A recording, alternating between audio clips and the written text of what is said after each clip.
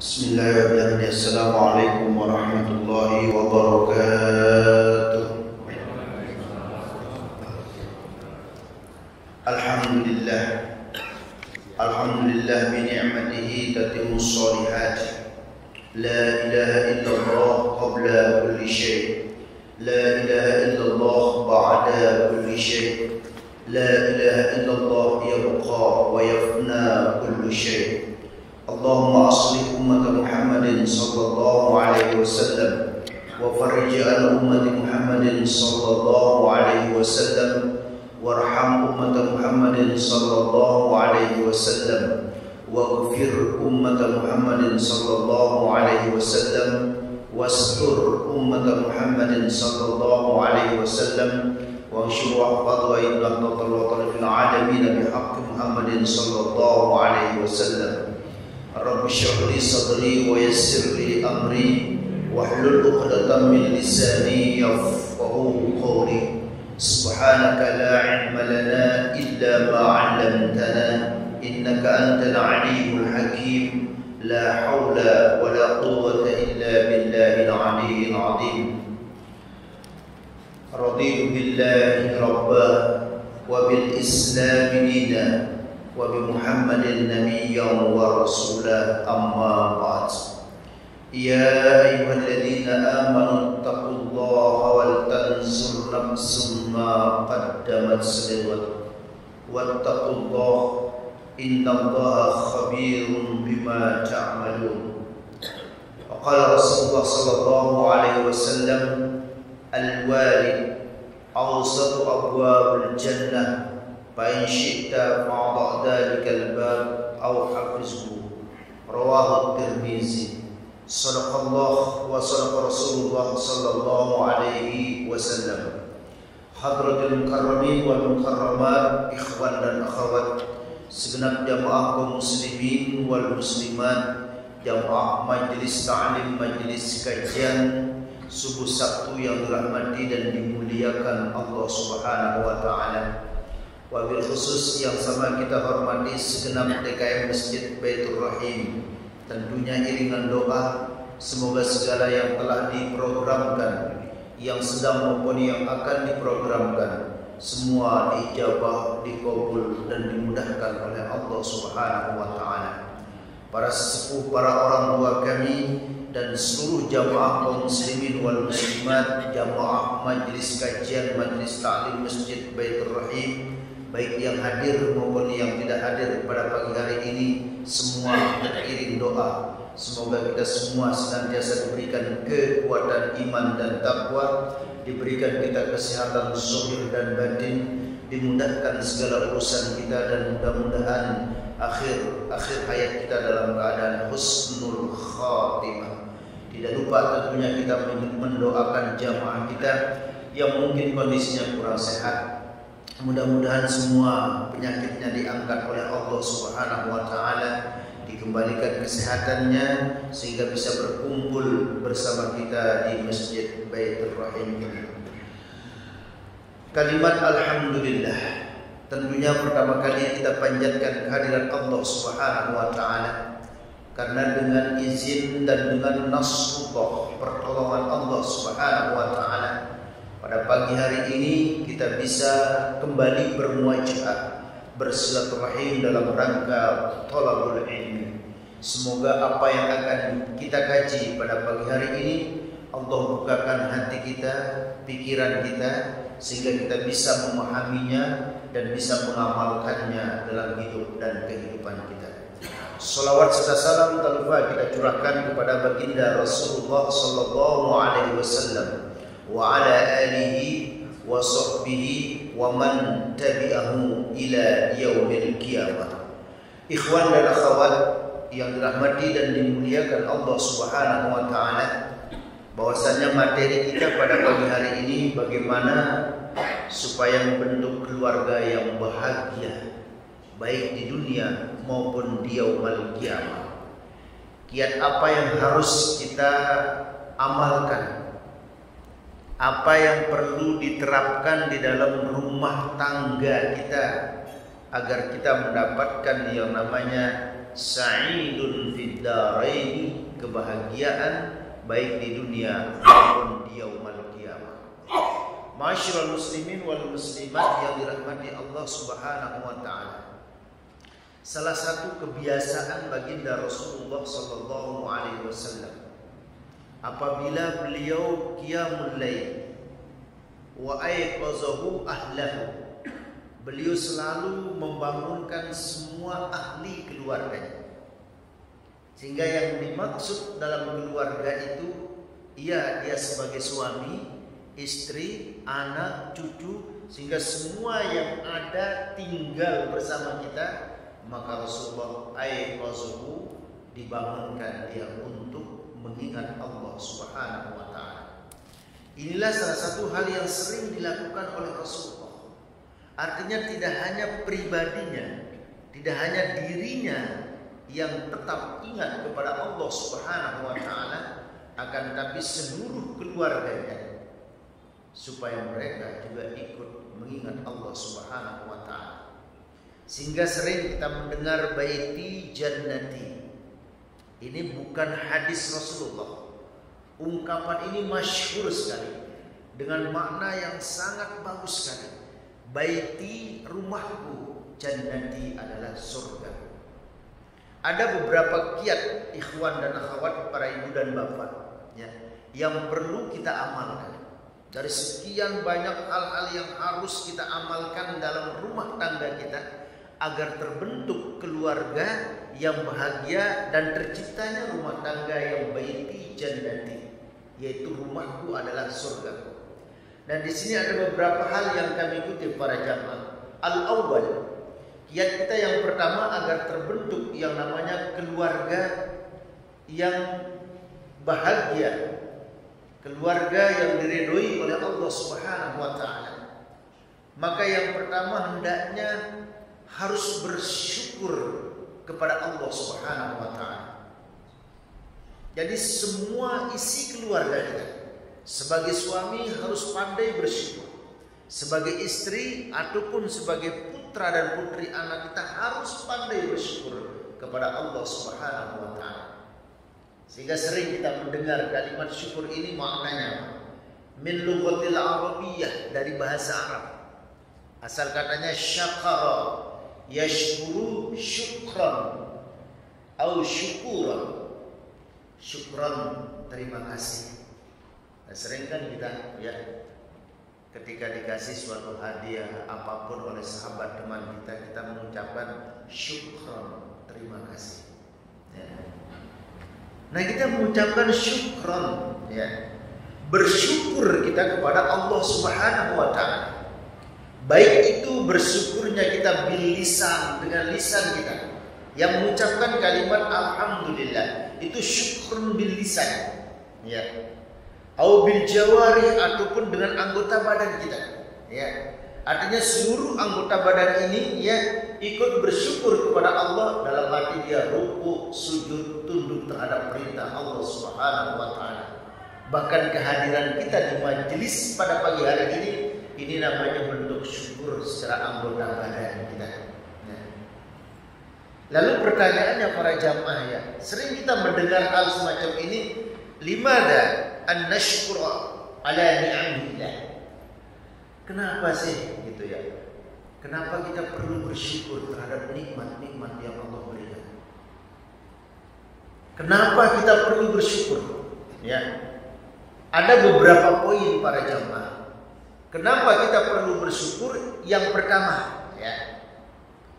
Jadi pertanyaannya, kenapa kita harus bersyukur terhadap nikmat-nikmat yang Allah berikan?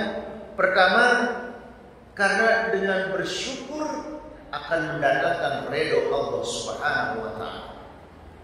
Dan jadi salah satu tangga menuju ridho Allah adalah dengan kita bersyukur.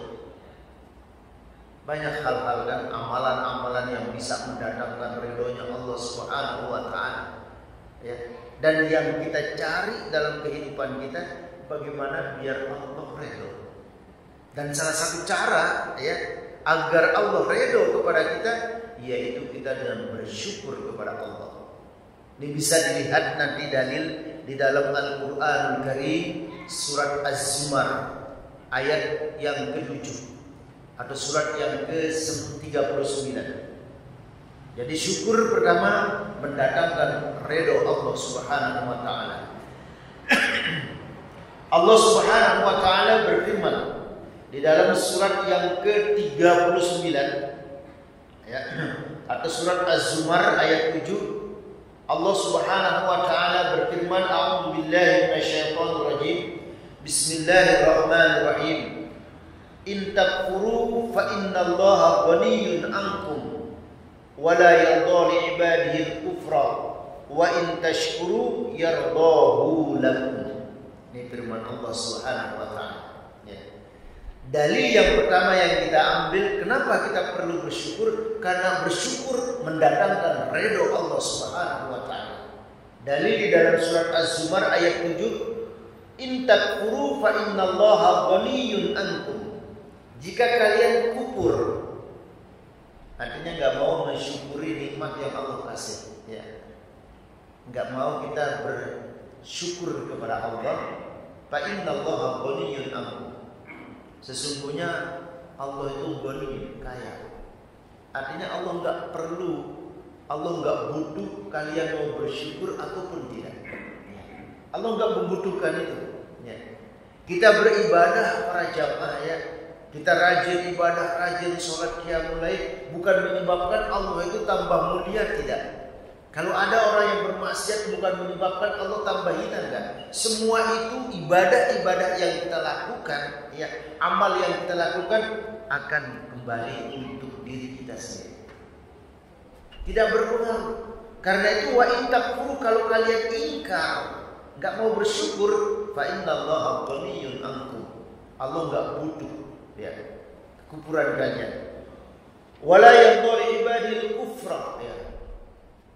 Allah Subhanahu wa taala tidak akan redha dengan kekufuran kalian. Wa in tashkuru, akan tapi wa in tashkuru, kalau kalian bersyukur kepada Allah, ya, yardahu lakum, Allah redha kepada kalian. Jika kita bersyukur, yardahu lakum, Allah akan meridhoi kalian.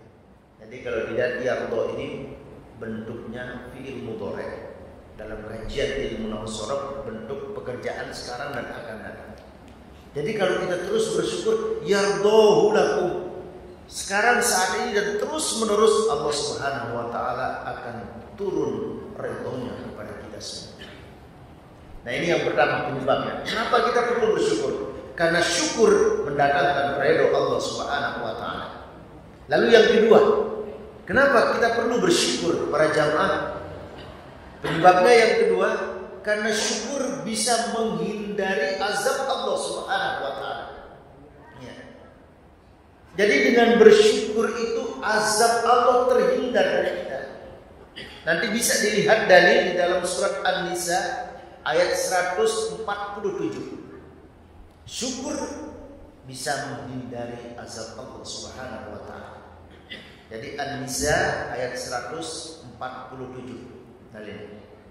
Allah Subhanahu wa taala berfirman, "Ma yaf'alullahu bi'adabikum." Ma artinya tidak. Sekali-kali tidak akan Allah Subhanahu wa taala bi'adabikum, mengazab kalian. Allah tidak menurunkan azab kepada kalian in syakartum wa amantum, dengan syarat selama kalian mau bersyukur dan tetap beriman kepada Allah Subhanahu wa taala. Ini para jamaah subhanallah. Jadi selama ini mungkin para jamaah terhindar kita dari azab musibah, ya, karena secara tidak sadar bentuk kesyukuran kita kepada Allah Subhanahu wa taala. Tapi bagi orang yang diberikan satu karunia oleh Allah tidak mau bersyukur, azab Allah.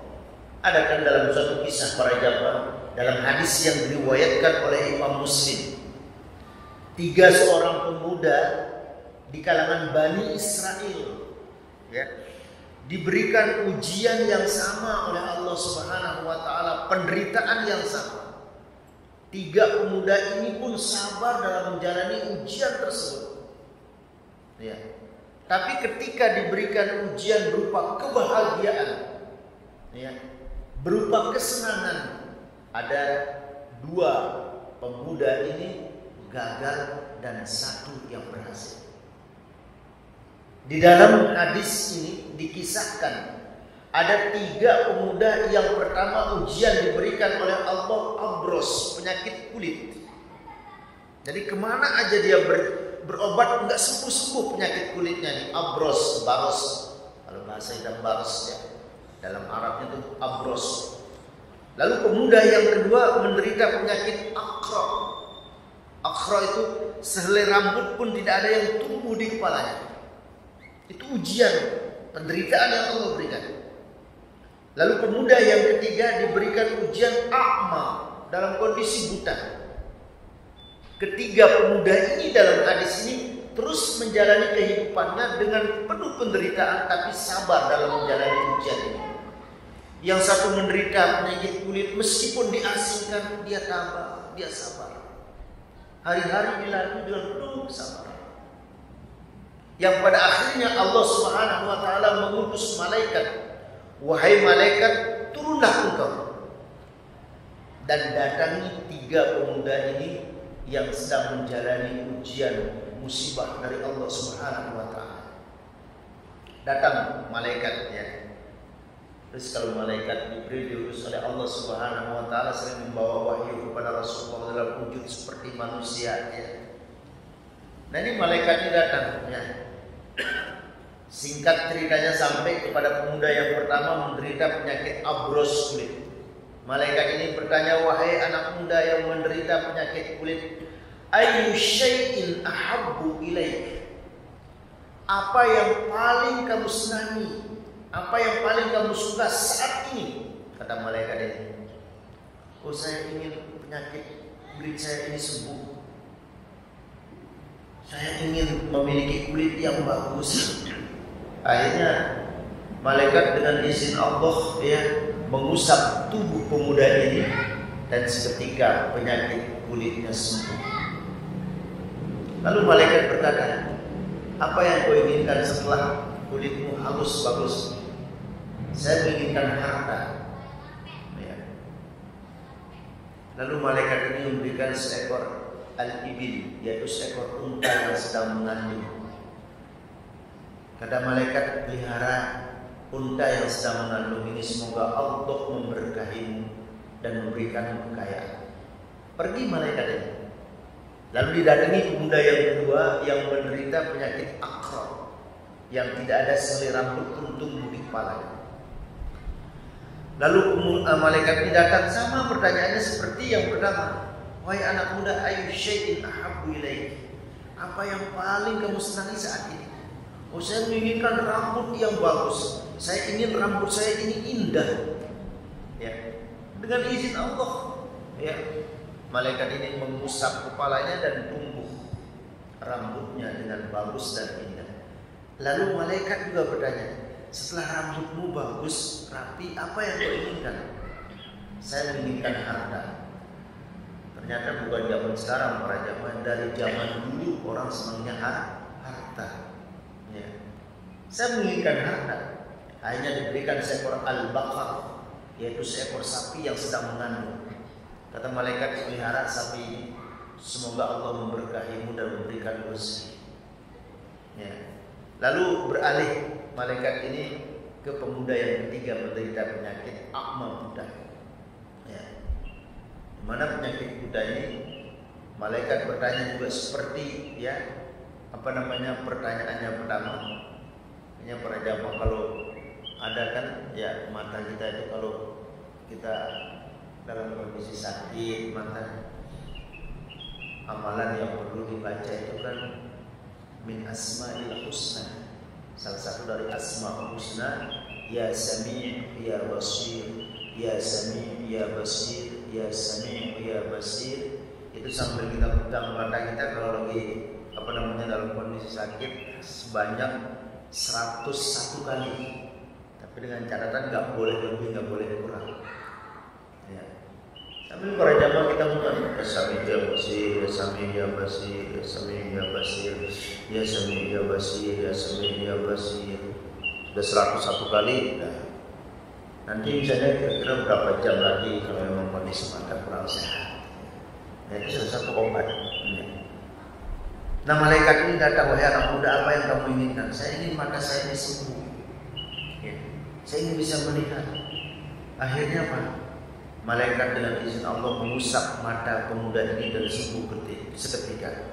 Lalu malaikat juga bertanya, apa yang kamu inginkan setelah matamu sembuh? Saya menginginkan harta. Diberikan seekor kambing ya, yang sedang mengandung pelihara. Kambing ini semoga Allah berikan kamu rezeki. Nah, malaikat ini pun pergi. 3 pemuda ini mulai sibuk para jamaah ya. Pemuda yang pertama ini yang menderita penyakit kulit sibuk dengan hewan ternaknya. Setiap hari ia berkembang biak untanya. Menjadi singkat kata menjadi orang yang kaya. Pemuda yang kedua juga sibuk dengan al-baqarah, kambing sapinya, beranak terus menjadi orang yang kaya dia. Dan demikian juga pemuda yang ketiga, ya, sibuk dengan kambingnya, ya, sibuk setiap hari dan kaya raya. Ya. Sehingga 3 pemuda ini mulai menjalani hidup ini dengan penuh ya serba berkecukupan. Yang pertama kaya dengan hewan ternaknya, untanya, dengan sapinya, dengan kambingnya. Lalu Allah Subhanahu wa taala, wahai malaikat, turun kau sekarang. Coba lihat 3 pemuda ini yang sekarang sedang menghadapi ya anugerah nikmat dari Allah Subhanahu wa taala. Coba engkau datang. Ya. Kalau bahasa kita tes pemuda ini bersyukur atau enggak dia. Akhirnya malaikat datang kepada pemuda yang pertama. Wujud malaikat ini pun berwujud seperti orang yang menderita penyakit kulit. Ya. Datang ke pemuda yang pertama. Wahai anak muda, saya dalam keadaan musafir, kata malaikat ini, dan kehabisan bekal. Juga saya mendapat ujian penyakit kulit. Tolong berikan saya seekor unta yang engkau miliki. Apa kata pemuda ini? Ya. Kebutuhan saya masih banyak. Saya tidak akan bisa memberikanmu seekor unta. Ya. Ya, kau pergi sajalah, soal begitu. Kata malaikat ini, bukankah dulu kita pernah bertemu, kata malaikat? Saat itu engkau menderita penyakit kulit seperti yang saya derita sekarang. Lalu Allah berikan kau rezeki dan sekarang kau kaya raya dan tidak mau berserah. Kata malaikat, kata pemuda ini, oh kita nggak pernah ketemu, nggak mau mengakui gitu. Akhirnya kalau memang begitu, semoga Allah, kata malaikat ini, kembalikan penyakitmu dan Allah tarik hartamu. Seketika para jamaah, Allah Subhanahu wa taala mengembalikan penyakit pemuda ini, penyakit kulit, dan habis ya hari berganti hari, habis hartanya. Kembali dia menderita penyakit kulit. Pemuda yang kedua juga begitu. Didatangi oleh malaikat ini dalam menderita penyakit akrat, selai rambut pun tidak ada yang tumbuh. Dan sama ucapan malaikat ini, saya sedang dalam keadaan musafir, kehabisan bekal. Tolong berikan saya seekor sapi yang kau miliki. Tapi pemuda ini tidak memberikannya. Sehingga Allah, malaikat ini pun mendoakan, semoga Allah kembalikan penyakitmu yang dulu, penyakit selai rambut tidak ada yang tumbuh, dan Allah tarik hartamu. Kembali pemuda ini penyakitnya ya datang, hari demi hari hartanya pun habis. Dan malaikat datang kepada pemuda yang ketiga, para jamaah. Pemuda yang ketiga didatangi, wahai anak muda, saya dalam keadaan musafir, kehabisan bekal. Tolong berikan saya seekor kambing yang kau miliki. Jawaban pemuda yang ketiga ini berbeda. Wahai orang yang sedang musafir, ambil 1, 2, berapapun kambing yang kau sukai. Karena dulunya saya tidak memiliki apa-apa, dan Allah berikan saya kekayaan. Sekarang ini kalau kau butuh, ambil saja. Apa kata malaikat ini, wahai anak muda? Amsik malaka, tahan hartamu. Sesungguhnya saya ini adalah malaikat yang diutus oleh Allah untuk melihat kondisi kalian. dalam menyikapi ujian ketika diberikan kesulitan, dan dalam menyikapi ujian ketika diberikan anugerah. Ternyata 3 pemuda ini lulus dia ketika diuji dalam kesulitan oleh Allah. Ketiganya dalam menghadapi ujian sabar, lulus dia bertiga. Tapi ketika diuji oleh Allah dengan suatu anugerah nikmat, 2 pemuda gagal dan 1 pemuda yang bisa lulus. Kenapa? Dia nggak bersyukur. Karena itulah bersyukur itu bisa menghindari kita dari azab Allah. Ya. Untuk menghindari dari azab Allah dengan cara kita bersyukur dan amantum, beriman dalam arti berdoa. Jangan lupa berdoa para jemaah. Kalau di dalam Al-Quran Karim kita mendengar ayat yang masyhur, ud'uni astajib lakum. Berdoa kalian pasti Allah kabulkan. Itu sudah harga mati kalau bahasa. Enggak ada doa yang ditolak oleh Allah. Ya. Jadi selalu berbaik sangka. Ya. Bahwasannya berdoa kalian pasti Allah kabulkan. Pak Ustaz, saya sudah lama berdoa. Tanda-tanda sampai umur saat ini belum dikabulkan. Subhanallah para jamaah. Ada 5 ya.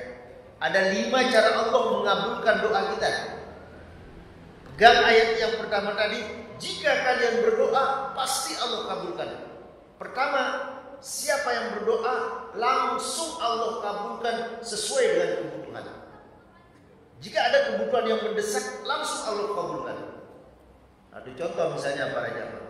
Kita semalam ya berpikir semalam, ya Allah mudah-mudahan besok bisa bangun pagi, datang ke Masjid Baitur Rahim untuk ikut kajian, sholat subuh berjamaah, ikut kajian. Allah kabulkan, datang kita. Ya, bentuk doa yang langsung Allah kabulkan. Cara Allah mengabulkan doa kita, pertama langsung dikabulkan. Lalu yang kedua, ketika kita berdoa pasti Allah kabulkan. Cuma kadang ditunda, setahun, 2 tahun, 3 tahun. Ya. Kalau bahasanya Allah menunggu waktu yang tepat baru kita dikasih. Bukankah harta yang kita miliki sekarang ini para jamaah sebelumnya ada yang punya? Apa yang kita miliki di dunia ini sebelumnya sudah ada yang punya. Berganti terus. Wa tilkal ayyamu dawiluha linnas dalam Al-Qur'an. Allah terus putar. Ya. Jadi ketika kita berdoa Allah kabulkan. Cuma ya tunggu apa setahun, 2 tahun, 3 tahun ya. Nah ini. Lalu yang ketiga, jika kalian berdoa pasti Allah kabulkan. Cara Allah yang ketiga mengabulkan doa itu, yaitu akan Allah ganti dengan yang lebih baik. Coba, ini cara Allah yang ketiga.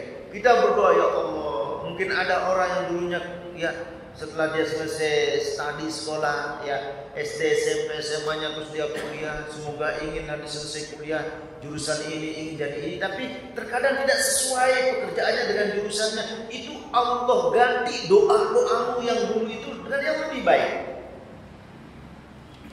Itu cara Allah mengabulkan doa kita, diganti dengan yang lebih baik ya daripada apa yang kita mohon kepada Allah. Sebab Allah tahu mana yang terbaik buat hamba-hambanya. Lalu yang keempat ya, sehingga tidak ada lagi asumsi bahwa ayat ini bagaimana ini ya Allah, jika kalian berdoa Allah kabulkan. Sehingga tidak ada suatu pertanyaan, saya sudah lama berdoa belum dikabulkan. Ini caranya ya. Yang keempat, cara Allah mengabulkan doa kita, kita terhindar dari musibah. Itu. Para jamaah mungkin dari semenjak kita akhir balik sampai pagi hari ini, kita selalu memanjatkan doa-doa kepada Allah ya. Akan tetapi semenjak kita akhir balik sampai saat ini, terhindar kita dari musibah, terhindar keluarga kita dari musibah. Itu mungkin cara Allah mengabulkan doa-doa kita. Jadi perlu kita syukuri ya. Oh alhamdulillah, Ustaz sampai usia kayak sudah lanjut begini masih sehat, dijauhkan dari musibah. Oh ini cara Allah menjawab, mengabulkan doa kita dengan kita dihindarkan dari segala bentuk musibah atau sesuatu yang tidak kita inginkan. Lalu yang kelima, cara Allah mengabulkan doa kita akan diganti dengan amal soleh pahala nanti di yaumul qiyamah. Ada 5 cara Allah mengabulkan.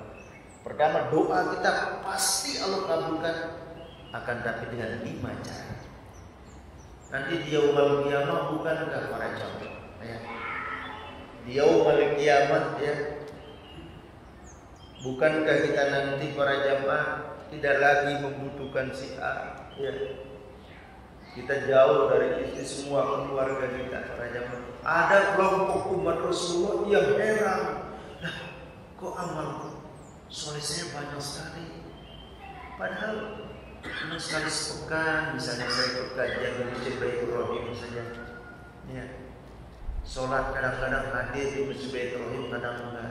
Sedikit kebaikan amal saya, tapi tiba-tiba di akhirat kok banyak sekali yang saya dapat.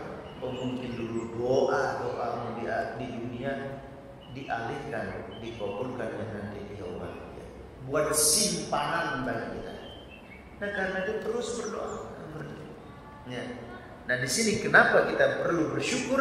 Karena syukur supaya kita menghindar. Ya.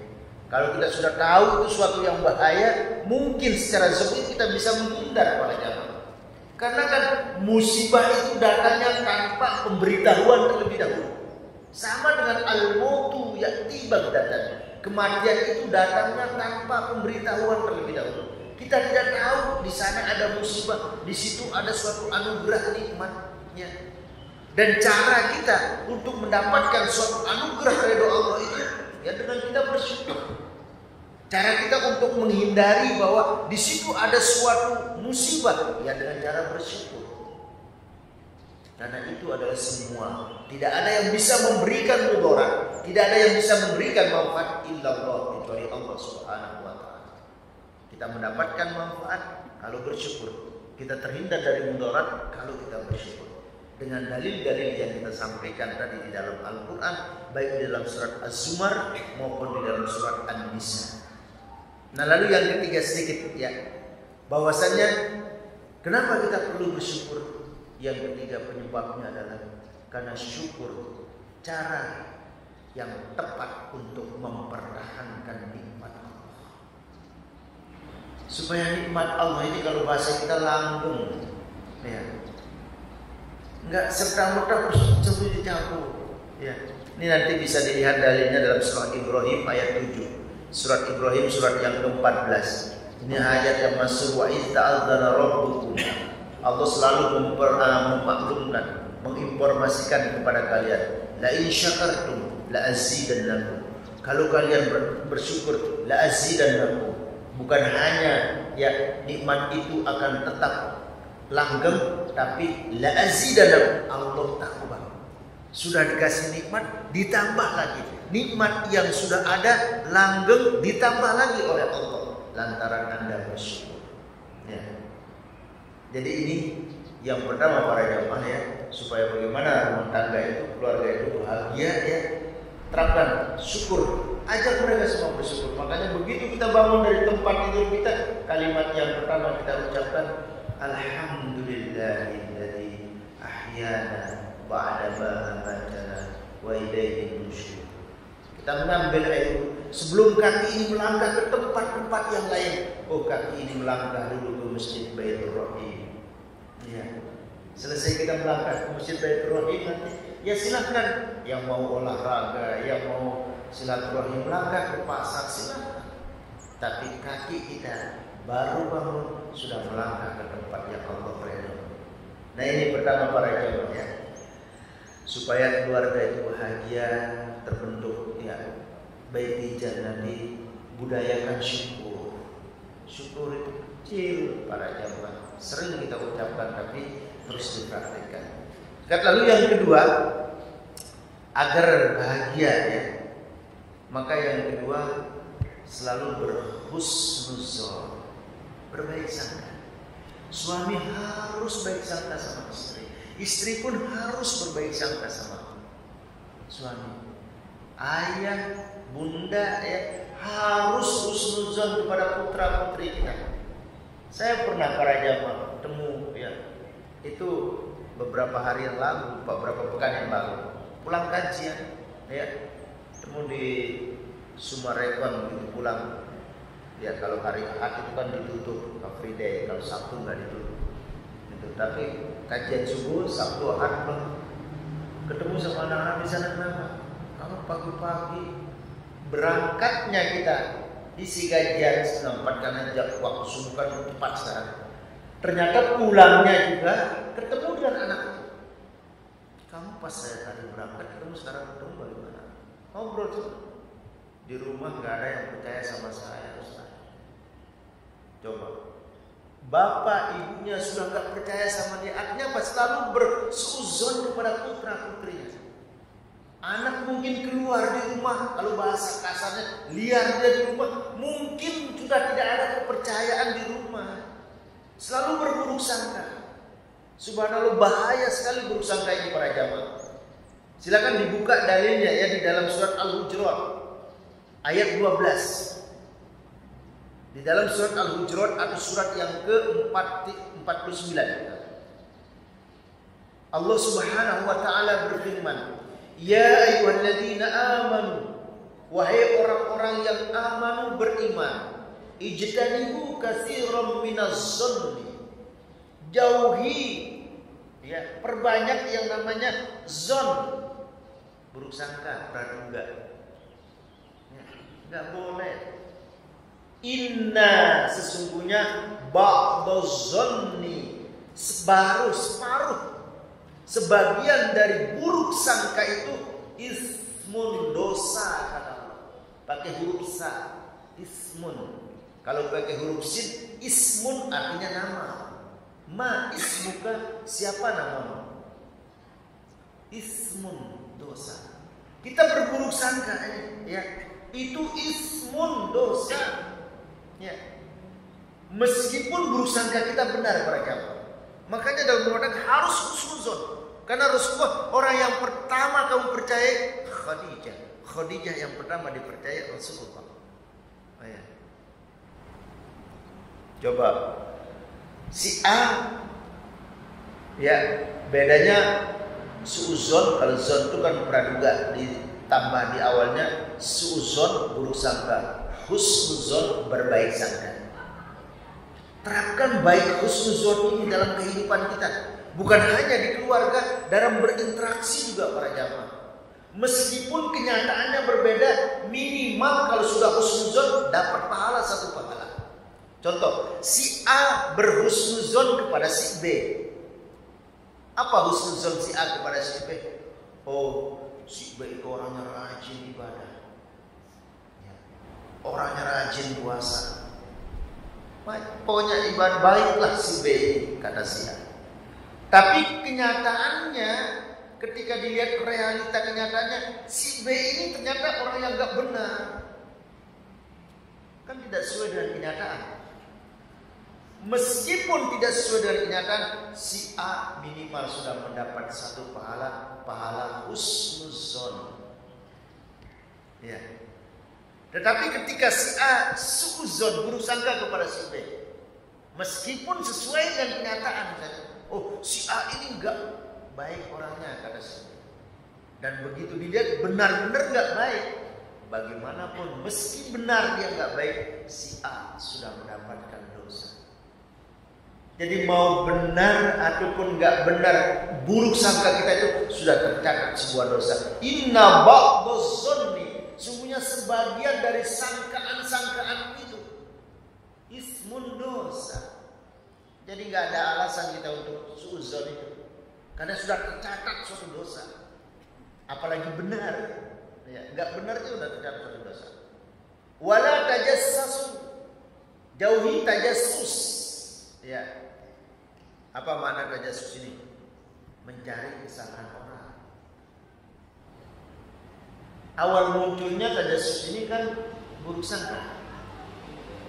Si A berburuk sangka kepada si B. Tadi contohnya, ketika si A ini berburuk sangka si B kepada si B, misalnya si A bilang, oh si B itu nggak baik orangnya, ya. Tapi nyatanya si B ini baik orangnya, tidak sesuai dengan kenyataan. Apa langkah si A ini untuk membenarkan buruk sangkanya, dia tajassus.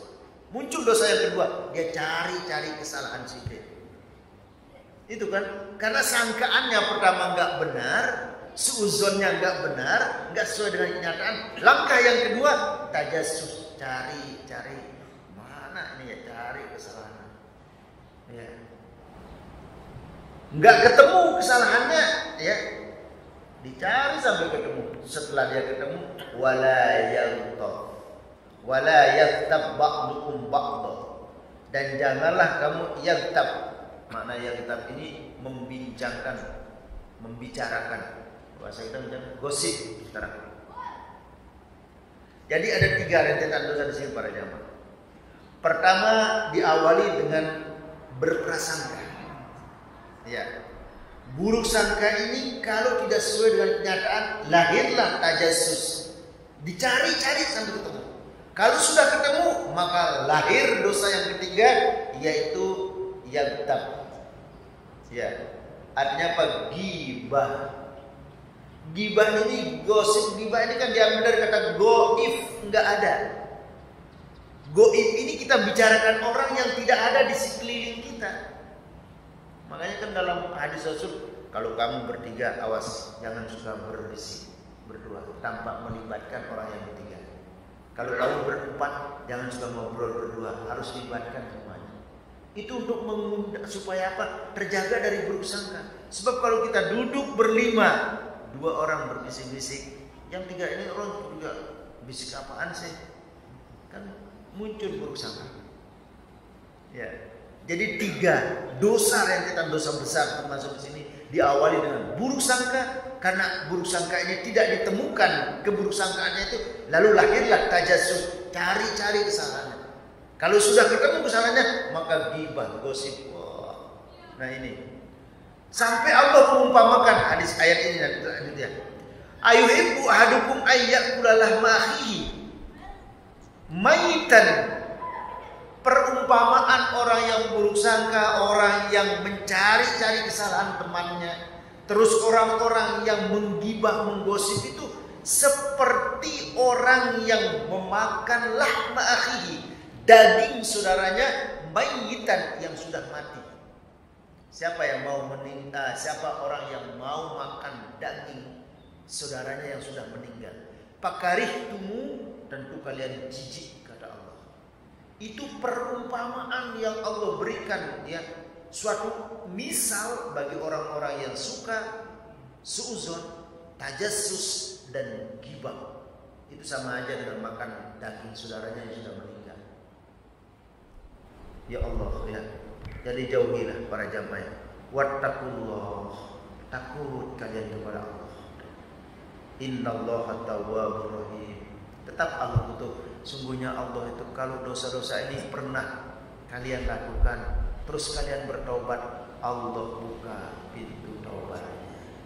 Allah tutup dengan innallaha tawwabur rahim. Sesungguhnya Allah Maha menerima taubat. Oh, mungkin ada hamba-hambanya yang dalam kehidupan kesehariannya selalu hiasi suuzon. Dia selalu mencari-cari kesalahan orang, lalu selalu menggosipkan, membicarakannya.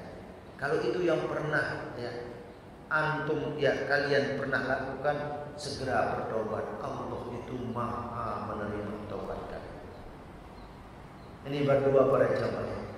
Jadi 2 hal ini, ada poin yang ketiga, keempat dan selanjutnya, syukur para jamaah. Kita membentuk keluarga bahagia, mari bersyukur dengan sebab-sebab tadi, alasannya kenapa kita bersyukur. Lalu jangan pernahlah berburuk sangka kepada keluarga kita. Kalau dalam rumah tangga sudah kita keluarga, kita kalau suuzon itu kan curiga. Kalau suami sudah curiga sama istri, istri sudah curiga sama suami, orang tua curiga sama anak, anak curiga sama orang tua. Ini bisa kita bayangkan seperti apa? Ya. Jauh sekali dari baiti jannati, rumahku adalah surga. Dan buruk sangka itu akan melahirkan energi yang negatif. Tetapi kalau selalu berhusnuzon akan melahirkan energi yang positif. Buang energi-energi yang negatif yang bisa akan singgah ke badan kita para jamaah. Baik ikhwan dan akhwat, mungkin ada satu pertanyaan sebelum kita tutup para jamaah.